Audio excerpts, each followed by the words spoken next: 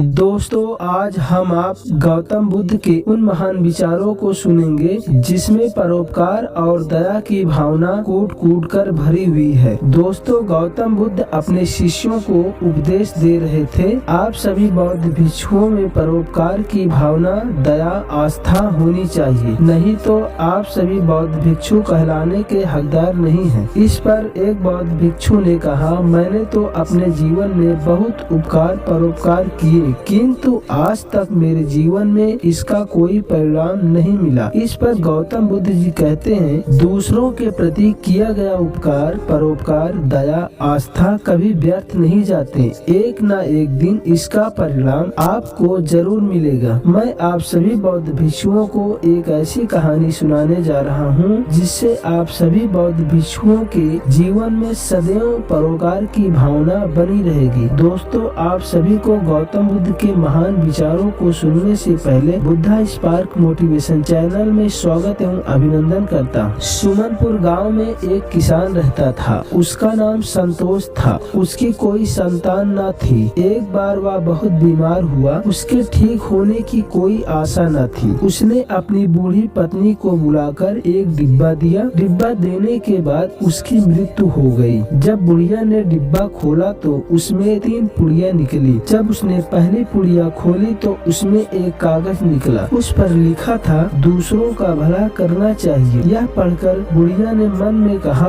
मैं सबका भला सोचूंगी, मैं सबके बिगड़े काम संवारूंगी। अब बुढ़िया ने दूसरी पुड़िया खोली तो उसमें एक सरकारी कागज निकला। उस पर लिखा था, किसान का खेत उसकी बुढ़िया को मिले और वह उसमें खेती करे। बुढ़िया ने अपने आप में कहा, मैं खेती करूंगी और खेत में फसल उगाऊंगी। जब बुढ़िया ने तीसरी पुड़िया खोली, उसमें से 300 रुपए निकले और उस कागज पर लिखा था, उन रुपयों को अच्छे काम में खर्च करना। फिर बुढ़िया ने अपने आप से कहा, मैं इन रुपयों को अच्छे काम में लगाऊंगी। उसके घर में 3 महीने के लिए गेहूं और चने के राशन पड़े हुए थे। बुढ़िया गेहूं और चने को खाती और खुश रहती। वह खेती करना चाहती थी, पर खेत को खोदता कौन। एक दिन गली में बड़ा शोर मचा हुआ था। बुढ़िया ने उड़कर देखा तो एक सुअर अपनी जान को बचाने के लिए भाग रहा था। बहुत से लोग उसे पकड़ने के लिए लगे हुए थे। बुढ़िया ने लोगों से पूछा, तुम लोग सुअर को पकड़कर क्या करोगे? लोग बोले, हम इसको पकड़कर बेचेंगे। बुढ़िया ने सोचा, किसी की जान बचाने से अच्छा काम और क्या होगा। यह सोचकर बुढ़िया ने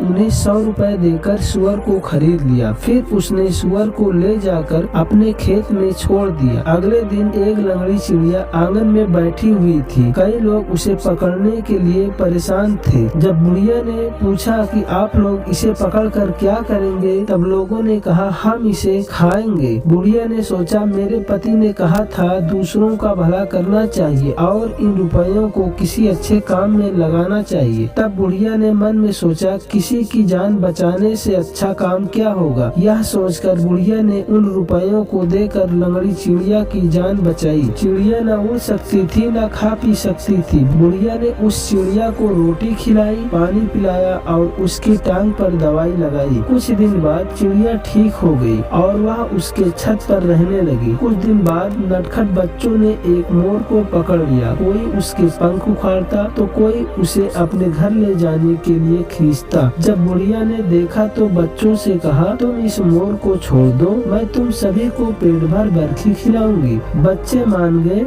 और बुढ़िया ने उन्हें पेट भर बर्फी खिलाई। मोर कभी बुढ़िया के घर में कभी खेत में रहने लगा। एक दिन एक बकरी अपने झुंड के पीछे रह गई। बुढ़िया ने उसे दुखी देखकर अपने पास रख लिया। अब खेती के दिन आए तो बुढ़िया ने सोचा, मैं खेती करूंगी, पर उसके खेत को खोदता कौन। इसी चिंता में बुढ़िया खेत में गई। वहाँ उसने देखा कि सुअर ने घास की जड़ें खाने के लिए सारा खेत खोद दिया है। अब बुढ़िया बहुत बहुत खुश हुई। अब वह सोचने लगी इसमें क्या बीज बोऊं, मुझे अच्छे बीज कौन ला कर दे। अभी बुढ़िया ये बात सोच ही रही थी कि चिड़िया ने उसकी झोली में एक बीज डाल दिया और वह बीज तरबूज का बीज था। बुढ़िया ने वही तरबूज का बीज खेत में बो दिया। बुढ़िया ने सोचा अब खेत में पानी कौन दे। तभी उसने खेत में मोर को देखा। मोर खूब नाच रहा था। उसकी नाच को देखकर बादल बहुत खुश हुआ और छम छम पानी बरसाने लगा। इस तरह बुढ़िया के सारे काम ठीक हो गए। इस प्रकार सुअर ने खेत को खोदा, चिड़िया ने बीज लाई, बकरी ने मेंगनी की खाद दी, मोर ने बाद में पानी बरसाया। उधर खेत में तरबूज की बेल इतनी फैली कि सारे खेत में फैल गई। उस पर ऐसे मीठे तरबूज लगे